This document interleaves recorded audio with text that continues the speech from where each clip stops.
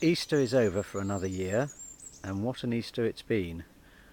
With the warm weather, visitor numbers were up considerably on what we would normally expect.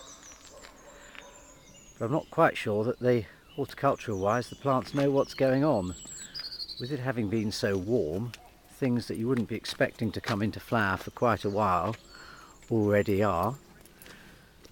And yet a lot of the spring flowers are still out, which is giving an abundance of colour all the way round the garden. The blossom on the fruit trees is just about coming to an end now.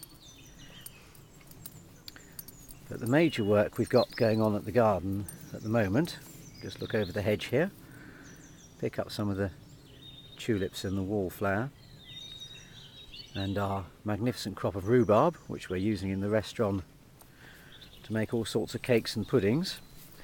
But the major work we're doing this time of year is to replace some of the fencing around this part of the kitchen garden. All around the main areas of the beds we have espalier fruit trees planted, apples and pears, and they're all mounted onto a strong timber framework, which is how they used to do it in the 18th century.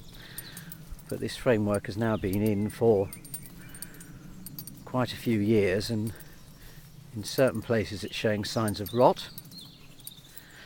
But the other main advantage of the fencing is that we can put rabbit fencing up against it, because we have a major problem in the garden here with badgers who get underneath the fencing and then get into the kitchen garden, and it's not only what they eat, but it's what the rabbits eat, because they can then get in under the holes that the badgers have made.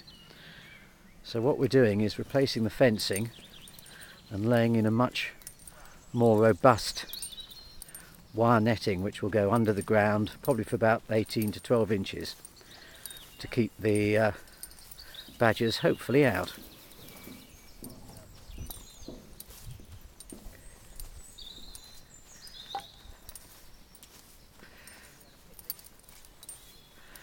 Obviously having to work very carefully because the trees now are beginning to set fruit and they don't want to damage any of the fruiting spurs.